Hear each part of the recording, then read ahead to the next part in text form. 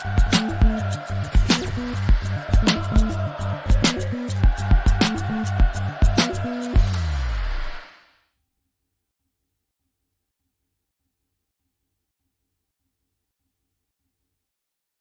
Walker, we're going to have to call him.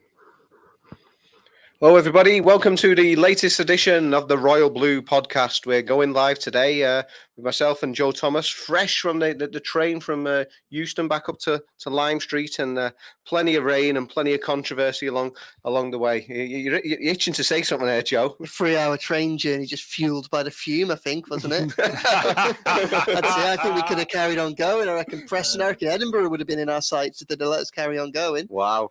And of course, Gavin Buckland, of course, our regular guest, is here to sit between us and keep good order, I guess. But yeah, obviously a goalless draw at Crystal Palace, third round of the FA Cup, and it looked like it was going to be, sort of a quiet evening, maybe one of frustration with the stalemate and it petering out to the draw, which obviously it did. But then there was that hugely controversial incident towards the end where Dominic Calvert-Lewin was sent off after the VAR review, a decision we already know that Everton are now appealing. Your thoughts, Joe, at the time, and your thoughts now, I guess? Yeah, well, I mean, it was a game that really the headlines will focus on the last 15 minutes, don't they? I think, sitting there in the press box at Selhurst Park, still thawing out and getting dry after just being absolute. I mean, the conditions were appalling all the way throughout yesterday. I think at one point, about an hour before kickoff, the match officials were really starting to get worried about the state of the pitch. Like, I don't know if anyone said that on TV, but you could see him bustling around and just starting to worry about whether puddles were going to start to form. Obviously, that didn't happen. But, 20 minutes out, I'm there thinking, difficult sell this game in terms of how we analyse it. I thought there were positives even at 0-0. Yeah. It wasn't the most cohesive display, but there were some good individual performances from fringe players, and my match report was going to be built around Arno Danjuma effectively taking his chance. Didn't set the world alight, but produced a good performance. Probably when there's the most scrutiny on his Everton career so far. Then you have the last 15 minutes. Obviously, you have the red card, which I'll come to next. But you also had the sad scenes of Dwight McNeil getting stretched off. Obviously, the main talking point currently is the red card, and I think that I probably speak for everybody within the press box, and the away fans, the 4,000 away fans, and probably, whether they'd like to admit it or not, the home fans as well, which when that passage of play unfolded, I think there was almost a little gasp of surprise when, just out of the blue, after the chance had gone from that move, we're all woken from our stupor by this strange announcement from the tannoy system at Selhurst Park. It's like an intergalactic kind of funky. It was a really strange way to announce it. Like we'd noticed that back in November, hadn't we, when we were there? These strange noises. It's nothing like what we have at Goodison Park, but to say that the VAR was checking for a red card, and the first question on everyone's lips was, well, what for? And I think that probably goes to the heart of this issue. In real time, nobody, I don't think anybody on the pitch or in the stands, and obviously this includes Chris Kavanagh, who had a good view of it, thought there was any incident of any note there, to the point where everyone was just surprised when that conversation starts happening. We hear there's a VAR check, and then obviously that snowballs to the red card. We know what's going to happen, as Deitch is at pains to point out every single time a referee goes to the monitor. The decision is effectively, it seems, already been made. Still yet to see someone stick with their on-field decision, but it was a hugely contentious decision, the latest hugely controversial decision to go against Everton during a festive fixture list which has been filled with them, and it's a source of frustration within the club, outside the club. Heard Seamus Coleman's words after it, spoke to Jarrad Branthwaite after it. The dressing room is furious. The dressing room, Deitch is mild with his comments, he's measured with his comments, but believe me, the players there, they're incensed by the way that they feel that they've been treated over this Christmas period. This dodgy decision after dodgy decision. And when you pull them out in isolation, you can maybe say, I can understand why that or understand that. But when you look at the whole collection and you look at the decisions that haven't gone in Everton's favour again, you really start to kind of come across a narrative of a team that is trying to progress against adversity. We know it's got a small squad. We know that it's been hit with injuries. We know they've had tough games over recent week. But it really feels like they've been playing one hand behind their back. When you look at, I don't even think some of these are 50-50s, but even at their most generous terms, when you look at some of the decisions, feels like every 50-50 has gone against Everton, and that really is having an impact. Had an impact last night. It's going to be costly for January unless the appeal is successful. I mean, Gav, we were stunned in real time there in the ground. I mean, where the penalty area was actually right in front of us as well, so we were right side on for it. I mean, watching it back at home on the television, I mean, what were your thoughts? Were you shocked? I was just getting the ringing out my ear. Yeah, but no, Joe's right. I mean, it goes back to what my initial reaction when that passage of play was Calvert-Lewin. Why did he do that? It was Dan Gima free on the right hand side when he was like, "Oh, that's what's this going? He should have passed it, blah blah blah," and all this type of stuff. And then it goes. I think you tweeted during the game, Joe, that actually it's not clear what's going on here. I remember in the aftermath, about what? And then he said something around the VAR, and I thought, "What for?" And then they looked at it, and then there was, and that speaks volumes, doesn't it, for the process, doesn't it, really, about the chain of events that actually nobody really understood what was going on, least of all the match officials. And then when they said VAR, I was thinking, what for? And they said Calvert-Lewin, and I'm looking at it, no, that's not going to there's no problem over that, really. And then you look at it again, and then you see a leading, that's stud or whatever, and think, no, that's all right. And even, I think there's that video clip, isn't there? It was Anderson, was it, going to Calvert-Lewin? That's not a red card, the Palace player. So the action of the players was, that there's no issue here for us. This is just going to be a, perfunctory check. And guess what? Within, a minute or so, call to the booth. I have a problem, by the way. I think I'd like to see the stats about getting when it's on the home ground and when it's on the away ground. That'd be an interesting thing.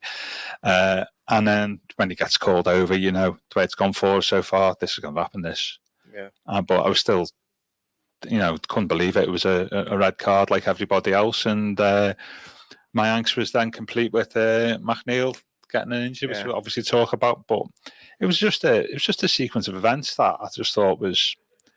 It was just unnecessary, wasn't it? I think it's at the third time or fourth game we've had a major decision go against us where the referee on the pitch has not given the decision against us, but the VAR has intervened. Yeah, 3 and 4. Yeah. Because the referee gave the penalty against Onana, and the was it whichever, but he didn't give it. But the linesman did it, but initially, but initially the referee didn't give it. He was called over by the linesman, give it, didn't he? Then told him, but initially the referee. And the Onana one didn't think there was anything wrong. And I think we can feel done by. Joe mentioned 50-50. I'd say maybe 70-30 in our favour. Yeah. And then it's being pulled back. It's not just a marginal thing last night, was it, really? Was the Gomez one a marginal one? Not so sure about that. Didn't think that on the pitch. The Onana one, possibly. But, I can barely believe that decision last night, to be honest with you, in the context of what we've seen, in terms of football and the way it's, refereed and stuff at that type of decision. I find it hard to believe it was, and there's not many decisions go on here. Everybody unanimously piles on. Yeah. Whatever your bias is and stuff, and says that shouldn't be a red card, and that's my opinion as well. Yeah, I mean, we've had a message come through here, Joe. It's more of an observation from Chris Nielsen on Facebook saying the ref was so bad, I'm surprised he didn't send the keeper off for handling the ball. But as we've said, it wasn't the on the field referee, Chris Kavanagh, as Gav just pointed out, who made that initial decision. He, in real time, had signalled to play on, and it was only the officials back at Stockley Park who brought this to attention. And I suppose we sort of debated this on the train on the way back, saying that, he can have the courage of his convictions to go with his. But as Sean Dyche says, I mean, that just seems to hardly ever happen at all. Yeah, I mean, he's effectively being called over by his bosses to say, have a second think about about your decision, which is, more often not only going to lead one way. But I think it's really important for a red card such as this to factor in the decision that was made at the time, because when you're accusing someone of essentially being, serious foul play, like, it's got to be reckless, it's got to be, endanger the other player, it's got to use excessive force, all those words within the definition. And, in order to do that, Chris Kavanagh has watched that incident in real time, aware of the full context of that moment. He's watched Calvert-Lewin flick the ball up for Matt Henderson. He's watched him go in for that, and he's not seen anything of concern. And when I think of the archetypal red card for something like this, you think of a reckless lunge. You think of a player that's got momentum behind him and jumping in something, or something that's very high, or something that makes clear contact. And none of those really apply to this. And I think that matters because I know that when you go to the VAR, as Gav pointed out off the air, they now have changed it so that they look at it in real time first on the monitor. But still, that decision-making process that happened on the pitch, Chris Kavanagh is one of the most highly qualified, one of the best referees in the country. He must be if he's reffing at this level. And there was not one single thing which made him think, ooh, he didn't even give a foul. It's not like he gave a foul and then give a booking, or he gave a foul and then booked him. Didn't even give a foul. And I think that's part of the issue. And that goes back to similarly look at Andre Gomez for the Calvert-Lewin goal against Spurs quite recently. And in that case, the referee and the linesman had a perfect view of everything that was happening, and they didn't give it. And then VAR intervenes, the goal gets disallowed. And it's just that idea, that frustration that I think, again, Deitch alludes to with, there's obviously a fine line in this, but at what point is VAR being used to correct serious errors of misjudgment or serious errors of judgment? And at what point is it actually just refereeing the game? And you're starting to look at these and you're thinking, come on, because then when you start going, and I know that obviously they look at it in real time when they see it on the monitor now, but then they go for a slow motion, and look, you can slow that down to a screen grab that looks very damning for Dominic Calvert-Lewin. And there is a chance that Everton don't win the appeal, because if you are really looking for it, you can find an angle that makes it look like the decision was wrong. But it really wasn't when you take everything else into account. And that's the most troubling aspect of this. I think if there's no kind of accommodation for what's happening. When I look at that, and then I think about some of the decisions over the last 18 months that haven't been given against Everton for serious foul play. I think of Jordan Ayew against Anthony Gordon, the last game of the season against Crystal Palace at Goodison Park, when he scythed him down, went between his legs. It was high over the ball and he lunged and he didn't get anything for it. VAR didn't step in to help Everton. I think of Erling Haaland against Manchester City away over Christmas of last year. When it is so premeditated, he's riled up by Ben Godfrey. Corner gets cleared. Mikalenko he's looking in the opposite direction, and out of absolute nowhere, you see this. Well, not out of absolute nowhere for Mikalenko, who can't see him, but you can see Erling started running and picking up steam 15 yards away to lunge in off the ball on Mikalenko, make contact. VAR doesn't intervene to help Everton in that respect. And then I think probably slightly less clear-cut ones, because there's harder to argue premeditation or big build-up. But when you look at that damning screen grab, which you could just about create for Calvert-Lewin last night, I mean, it's still nowhere near as bad as, say, Mitrovic on Idrissa Gueye at Craven Cottage last season. Still nowhere near. It doesn't look anywhere near as bad as Virgil van Dijk on Onana at Goodison Park in the derby last season. And you just look at all of these, and the neutral, or someone on the outside would say, these decisions even themselves up, or where are they evening themselves up? Because all of a sudden I'm going through a 2-year period here, and it's only going in one way. Yeah. I mean, I think Joe's right. I mean, I think there's two issues here. It's the inconsistency of the decision making of match officials, and you just, I mean, you see, there's that video knocking about at the moment, isn't there? All the ones against Everton. I think the Van Dijk one against Onana, that was just, so it's the inconsistency match officials. I totally get that, but I think probably the more general point is the role of VAR and this thing about what its role is, and clear and obvious errors, and this position now where there's two instances now where it's basically re-reffed the game, hasn't it? Which is the Gomez one and the one last night, where the referee's seen it, happy, assistants happy, and they're just intervening, and that's the point for me. That's the big point for me, because I don't think, VAR in a scenario last night would be that the referee gives Calvert-Lewin a red card, and you'd ask the VAR to intervene and say, that's not a red card, actually, that's not really within the rules of the game, red card, have a look at it on the screen, and then you change it, you don't give the red card. And VAR has done the opposite, hasn't it? That's to me, probably for it to work properly, that's what would have happened last night. But it didn't, and I think it's just a re-referee in the game, and choosing when to referee the game is the issue for me. And I get that totally from last night, and Everton, I think Everton are appealing it. But I mean, as Joe was saying, there is, the end of the day when it goes to appeal, Calvert-Lewin gave, that old adage, does give a decision to make, because he leads with the studs, albeit, it's not particularly high. And, there's that thing in the law, isn't it, that if you're endangering an opponent, but that's a subjective view, isn't it? Was he endangering an opponent last night? Well, not really, because he hit Clyne, didn't he? But it was only like it's not a lunge, is it? Not a lunge, and he gets the ball at the end of the day, doesn't he? He jumps into it, but when I say that, I don't mean in an aggressive way. In the fact that like he's almost from a standing start and just kind of leans into it. He's trying to get wrap his foot around the ball and scoop it. It's not a full-blooded 50-50, it's me or you, I'm going in for this, is it? No, or somebody's got the ball. A lot of these ones where somebody's got control of the ball or something like that, or I'd say 50, and the opponent lunges at them and then hits them. It wasn't like that last night at all, was it? I mean, I think Clyne actually reaches the ball slightly before Calvert-Lewin, but he kicks the ball into Calvert-Lewin, doesn't he?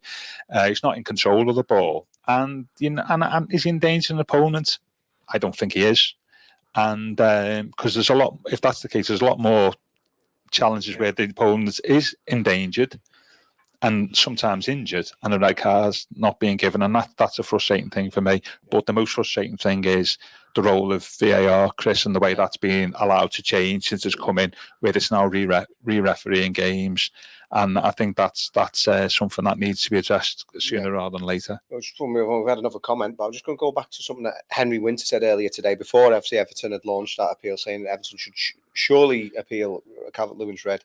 He neither endangered the opponent nor used excessive force, which is what we just said here.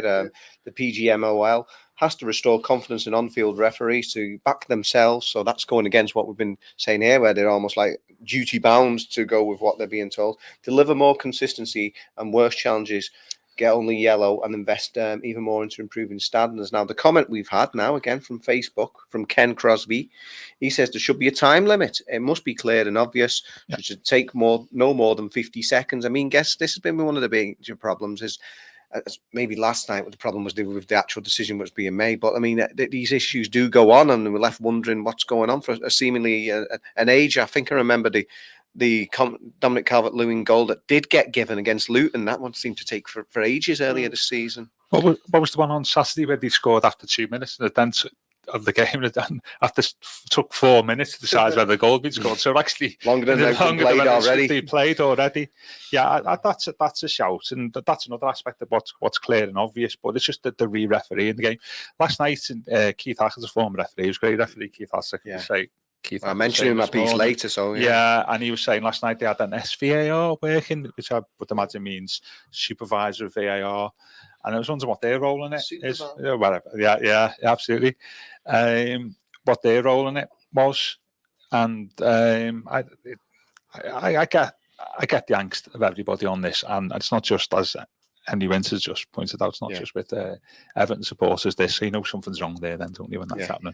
Well, Henry, voice of reason. Well, of course, people say, of course, Evertonians will react like this. But if Henry Winter is saying stuff like that, well, you probably think you've got a strong case there. So given that, I mean, as we put you both on the spot now, I mean, Joe, would you expect us to win this appeal now? Well, it's quite unpredictable, isn't it? And you never quite know how they're going to interpret the rules of the game. Like I say, I can see a scenario in which they might think it's that serious and obvious error, isn't it? Yeah. They could find a way to say the red card wasn't a serious and obvious error, but I think it'll be overturned. I hope it'll be overturned, because this is the corollary to all this. The follow-on point is that we're talking about this incident in isolation, but that's a big impact. This 3 games. Dominic Calvert-Lewin now misses. Yeah. That was a decision that could have threatened to put Everton out the FA Cup. Yeah. Obviously, it didn't. But unless the appeal wins, that's 3 games. This is a small squad that is stretched to its bone at the minute because the players are exhausted after a busy festive fixture list. And now they lose one of their most important players for Aston Villa in the league, the FA Cup replay, and then whatever comes next. If they win the FA Cup fourth, or Fulham away. And those two Premier are hugely important given the context of where Everton's season is now. You add into that the injuries that they already have. We don't really know the extent of Idrissa Gueye's injury. The likelihood on Idrissa Gueye is that we will learn the full extent of that by whether or not he goes to the Africa Cup of Nations, which I think he's being assessed for at the minute. And obviously Dwight McNeil looked a serious one as well. So, these decisions and all the ones that gone before them have a real impact on Everton. You look at where Everton are in the table now because of the points deduction, but obviously January is a little bit more nervy than any of us would like it to be because there's only 1 point between Everton and Luton. Well, you go back to those decisions. Well, Onana penalty should have been given on Onana against Kulusevski at Spurs. Calvert-Lewin goal could have been allowed to stand. All of a sudden, Everton, who were the better side for the majority of that game, could have got a point from that match. Could have gone on to win it. They deserved to win, I think. In that game, you look at Manchester City, and look, Manchester City had just equalised, and they were going through the gears. I think. Yeah. I think they would have been certainly favourites to have got a winner in that game, but they had a big helping hand when they gave that penalty against Amadou Onana. And again, I think with that one, our gripe with that is probably the rules of the handball law rather than necessarily the fact that the penalty was given. But even then, you look back to say something like Christian Romero against Manchester United early this season, when there's a far greater difference between him and the person who took the shot, and his arm was far more outstretched, and the penalty wasn't given. And again, just like Onana with Kulusevski gives a penalty away for the same thing against Brighton a couple of days later. It's that lack of consistency that's just killing you every time. And these things do have an impact. You look at the Konate double yellow again, not a VAR call because VAR can't look at second yellow cards, but arguably cost Everton. Everton were well on their way to a good point at Anfield. And when you're in a situation where Everton are fighting the battle that they are because of a 10-point deduction, big difference between being, say, maybe 1 point off the relegation zone going into this list of games with suspensions and injuries, and say being 3 points because all of a sudden you got a point at Anfield and a point at Spurs.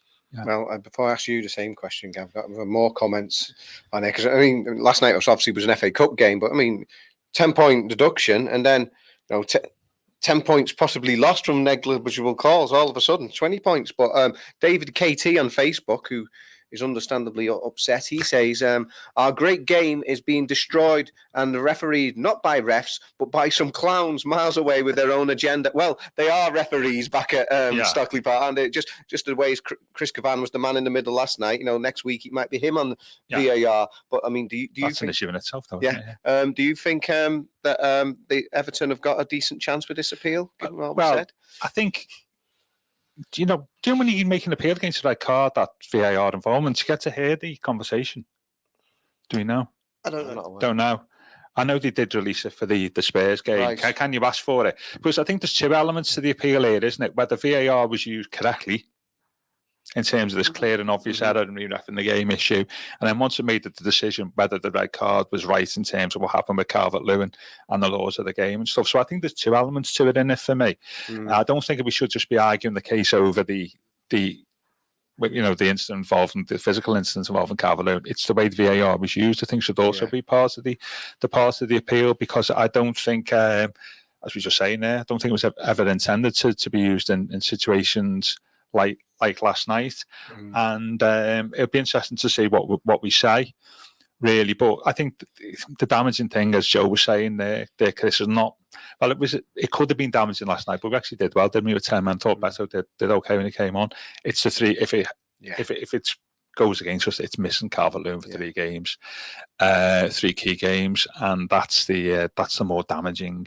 Yeah, it's not just 10 minutes at the end of that time. No. It's far more than that, isn't it? It's 3 games, isn't it? Yeah. And then when he comes back, he's not had any game time and stuff like this. So yeah, it's a lot more than just the game last night. I think that's the issue for me. Yeah. But I think the club should be looking at more in their appeal, not just on the Calvert-Lewin foul itself, but the way VAR was operated on by the officials on the night. Yeah, moving on if we can from this issue, as we've alluded to already, there was another potentially very serious moment that even later on when Dwight McNeil, I was looking at a replay. Sean Dykes told me he didn't actually see what had happened at the time, but I think McNeil tripped over one of his own teammates. But very sad to see him he was very still there and then stretchered off at the end. Joey, we were told he's going to be assessed this next day or so we don't know quite where he's up to yet. But it's not nice to see one of Everton's most creative players having to leave the field in that manner. Yeah, not nice to see anybody leave the field in that manner, and it was a real concern. I mean, they talk about ankle issue and. They talk about ankle issue, and the comments after the game last night suggested it might not have been as bad as it first looks. At first, it looked really, really bad. Like, I mean, I didn't know it was his ankle at first, and when he was stretching off beyond us, he wasn't moving the lower half of his body. He had his hands in his head in his hands and things like that. Was clearly conscious and stuff, but. It didn't look very good for him. It didn't look very good for him. That's going to be really interesting to see what happens because obviously he's such a crucial player. And, Evans January is now at least one game busier. Could be 2 games busier. Could be a lot. They could be one of their most important attacking players down in Dominic Calvert-Lewin. And, who knows how serious this injury could be. But he's a player that, as Everton found, to their own detriment at the beginning of the season is very, very hard to replace because of everything that he does, not just going forward, but also going back and also with his set piece delivery. He is one of a handful of players like Abdoulaye Doucouré who is vital to how the Sean Dyche machine works. Yeah. And that squad is small enough for it to only really have a plan A. There isn't a plan B and a plan C within that. So when you take one of its most vital cogs out, that is obviously an area for concern. We obviously hope that he's, one, that it's not as serious as it looks, and 2, that he makes a fuller recovery as quickly as possible because he's a player that has been very, very important to Everton, and probably with Doucouré those 2 have probably been the 2 players that have been the most important to Everton under Dyche. That's both in terms of keeping Everton up last season and then setting the foundations for what has largely been a season of progress this one. Mm. I mean, when things have gone well, Gav, under Sean Dyche, McNeil tends to be in the heart of things. Top scorer last season with 5 of those 7 goals coming after Dyche's appointment, and then 2 goals at the start of December. They sort of set the way for that. I mean, it was the win at Nottingham Forest, wasn't it? And then set them on the way against Newcastle United as well. So he does seem to be at the heart of things when things are going well. So it is a concern. Yeah, he offers us something different, doesn't he? In terms of he gives us width when he plays out. I know out left, doesn't he? He played out right, didn't he? Started on the right last night. Yeah, didn't make it. Over, yeah. Yeah, I think he gives us width. Obviously, he's left-footed, and he just gives us something different. He's a match winner, isn't he? McNeil. Yeah. He'll win games for you. In a squad where there aren't many of them. Yeah, and we haven't got many of them. And just we had the conversation, didn't we, early in the week about January transfer activity. I'm just wondering. What's happened last night? It's a perfectly legit kind of conversational thread, isn't it? Because if obviously we know Dominic Calvert-Lewin's not a fitness issue, so that's just a case of hoping the appeal works, and if not, waiting it out. And obviously Beto is there as a foil that wasn't there in the last 2 seasons, so that's not quite as severe. But if McNeil's is a really long term, they were probably already 1 winger light. Yeah. And that was a situation that was exacerbated even further by what felt like a real unwillingness of Dyche to use Danjuma. Now, Danjuma's had a few more minutes in the last few weeks. I mean, he's had to, basically, but he has looked quite good. I thought he looked dangerous against Spurs when he came on. And, excuse me, and like I said at the beginning of this, I think he had a good game last night, and that is something which will make all the decisions, whilst McNeil is out, slightly easier. It makes the picture a little bit better than, say, he'd had a stinker or not being used. But they probably needed another winger anyway. Whether or not they'd have gone out and got one, I don't think they necessarily would have done. But they would probably be in a situation where if an opportunity had arisen, they'd consider it. It's one of the areas in the pitch where they could do with a bit of support. Well, if the news is bad on Dwight McNeil and all of a sudden he's looking at months, then there might not be much money in the kitty for Everton. There might not be much room for manoeuvre, but all of a sudden you are starting to look at that and going, again, this is how the 10 points changes anyway. And don't want to go back to the deduction, but this is why it's not just 1 punishment. It's 4, 5, 6 punishments wrapped up in a whole host of punishments, because you could be, if I haven't had that 10 points and say Dwight McNeil's out for 3 months, they'd be 11 points away from the relegation zone. And right now you might be saying, they can probably ride through the loss of him and work with Dobbin and Danjuma. And now all of a sudden you're looking at 1 point, and can Everton afford not to strengthen if McNeil is injured. And if that is the case, that's a system that's supposed to be encouraging fiscal responsibility, actually having a complete opposite effect. Yeah, perversely, isn't it? It's like well, yeah, absolutely, yeah. It's a good point. It's not just the 10 points; it's the appeal process, isn't it?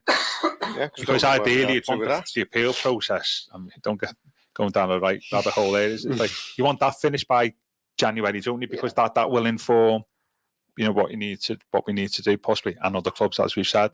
So there's lots of stuff, isn't there, about with this injury that could have an impact on us in lots of different ways.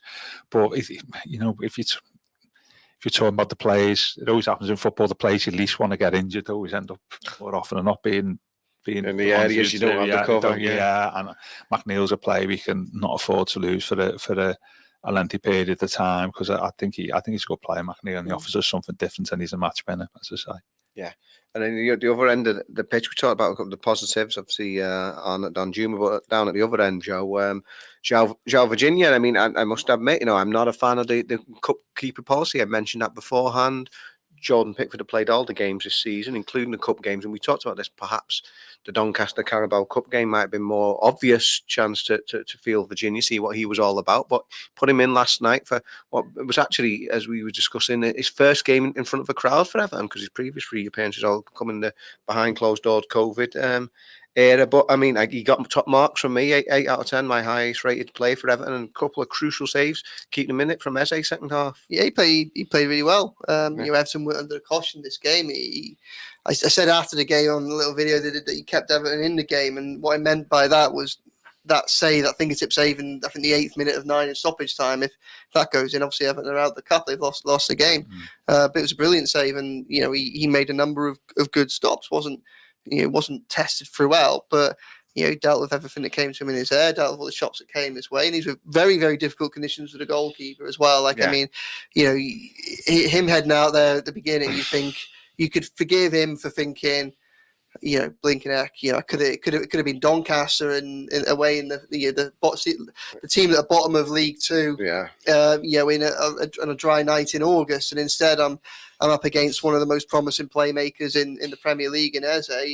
In a cup competition against Premier League opposition, slippy ball with a slippy ball in horrendous conditions, and he acquitted himself very well, and it was good to see. It was quite interesting because I don't think that Dyche saw Palace as a free hit, and I think that I was on BBC London before the game. I was saying this was a game that had actually all of a sudden, out of nowhere, become very, very important for Everton, because they'd lost, if you count the Carabao Cup game, they've lost 4 in a row. And January is a month where there aren't many games, so there's potential for it to be a lot more. But whilst that run of fixtures was misleading from a results perspective, because really the only truly bad performance was against Wolves. They were poor against Fulham, but they got themselves back into it somehow. The aberration was the Wolves game. But if you'd had that, and then you'd have had a defeat against Palace last night, all of a sudden, for a very quiet January, which is also likely to be quiet-ish on the transfer front, you would have had all of us sat there with our last abiding memories of Everton being Wolves, then being knocked out of the cup, and looking at a table which says that Everton are only 1 point, again, because of the deduction, only 1 point clear of the relegation zone. And from a kind of a PR, from an optics point of view, just from a mood perspective, a defeat last night could have made January just that little bit more nervy and frustrating and angst-ridden than it perhaps deserves to be. Instead, what they've done is, they've ended that losing sequence. They've had a good result, an all right performance, boosted by the fact that some squad players have come in, like Virginia, like Danjuma, and done pretty well. And it's just changed the storyline a little bit. Unfortunately, that good work is then undone by the frustration of a VAR and Calvert-Lewin sending off, and also now the worrying position we find ourselves in over McNeil. So it was almost a draw, but at what cost? And we'll find out the cost in the coming weeks. But that was an important game. I don't think that Dyche saw it as a free hit, but what he probably did do was look at it as, this is my last chance to have a look at a few of these players with there being a little bit less pressure. And I think it probably I was surprised that he used Virginia, but I'm glad that he did, because Everton are now in a stronger position because of it. If Jordan Pickford has to miss a game through a suspension or an injury or something like that, then all right, there's still a huge drop-off between him and Virginia when you look at their experience. But at least you've got Virginia there, having played in front of the crowd, kept the clean sheet in tough conditions against good opposition. That helps everyone. The situation with McNeil is just slightly better than it would have been for the reason I just said, because Danjuma came in and played well. And you have to, on a night that was so difficult and so frustrating and so worrisome, you have to cling on to those positives. And luckily, there are some positives to cling on to for Everton. Yeah. Golden Virginia, Gav, were you pleased with the display from the young goalkeeper? Like headline, yeah. Spent 12 hours telling me that. Yeah, I think, like you, Chris, I'm not a great fan of the playing your nominal sub keeper in cup games, but and I felt like, as you say, why are you playing him tonight, but didn't play him, in the Carabao Cup. But yeah, it was excellent. I thought his handling was good. He did a couple of good punches. I thought in the first half he might have got caught out off him when the ball went over the far post. I think Branthwaite cleared, but actually hit Tarkowski. Michelin caught Tarkowski and deflected over him. I was, by the end of it, I was full of, confidence in him, and he made a couple of good saves in the second half, and it was hugely encouraging for me, really, because, as you say, it's not somebody we've seen before really play for Everton. But yeah, good, and he was definitely worth. What do you say? Give him 8 on 10. Yeah, well deserved. Yeah.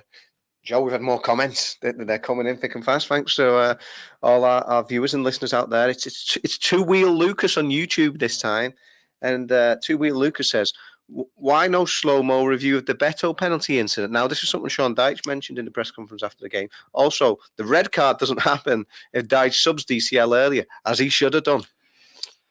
I mean, interesting on both counts. I mean, I didn't think the Beto was a penalty in real time, to be honest. It wasn't something that I was chomping at the bit for the decision to be given. But again, we've been through this with Dominic Calvert-Lewin.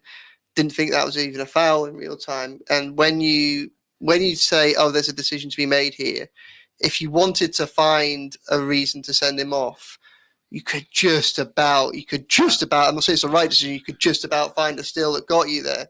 I mean, I think we've all seen the still of Beto with the arms around him. And again, when you take that out of the context of what happens, it's a dangerous thing to do in relation to these decisions.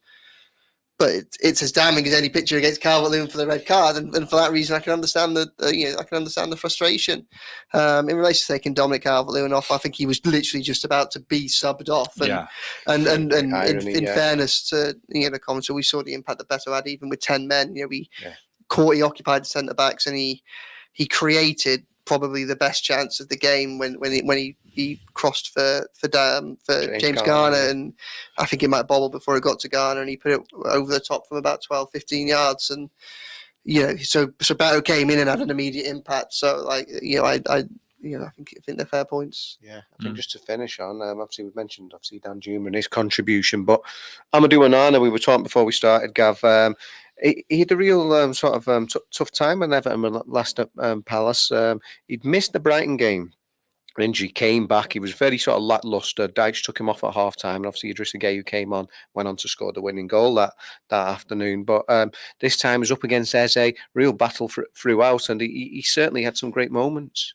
I thought he had a great game. He had a very good game.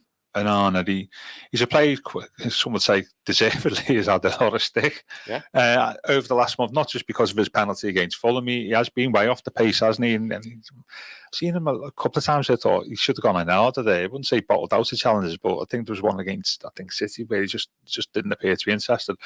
But last night, I thought he played well. He just sort of stayed in the centre circle, didn't he? A lot of the game, got the ball, passed it on, passing was crisp, confident, got rid of the ball quickly, moved it on, and he was probably not even playing at 70%, was he, in Arnold last night? I think he just breezed through the game, didn't he? And that's the frustrating thing with him, is there's a lot more with him. Even when he played well last night, there's a lot more to him.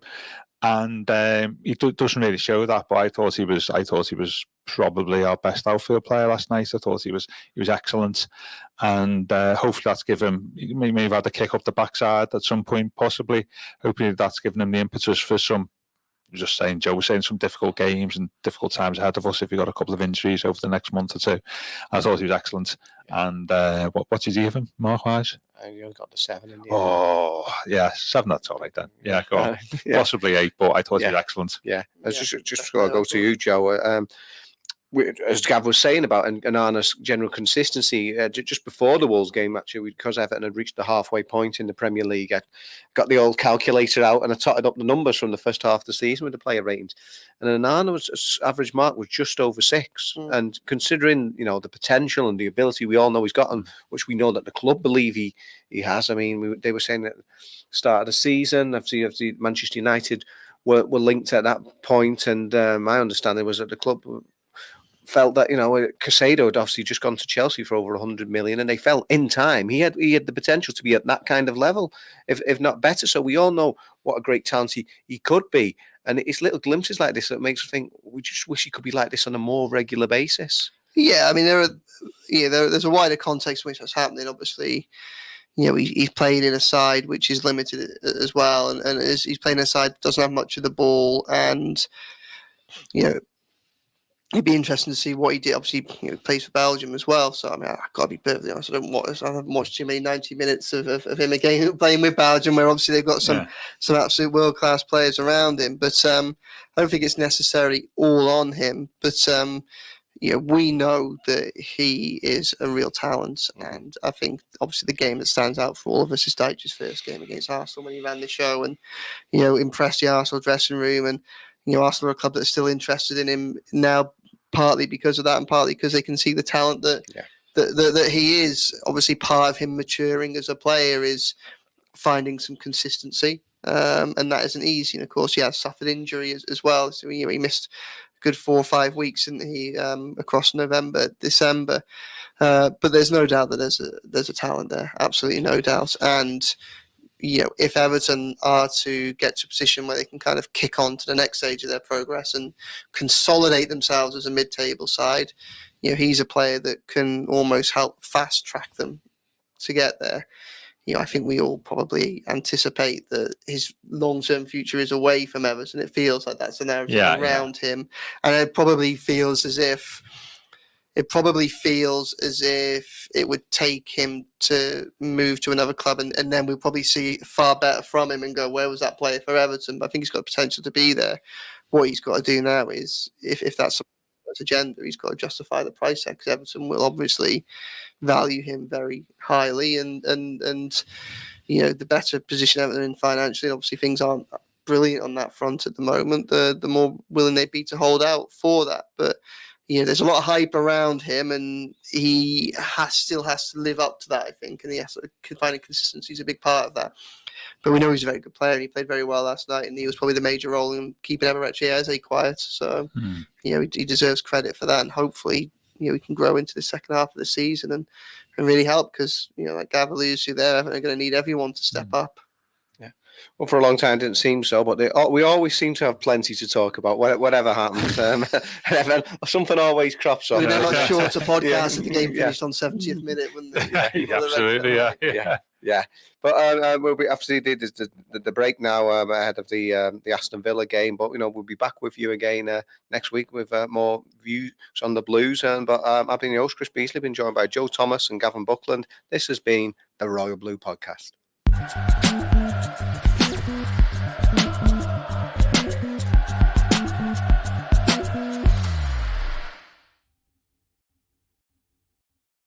Cheers.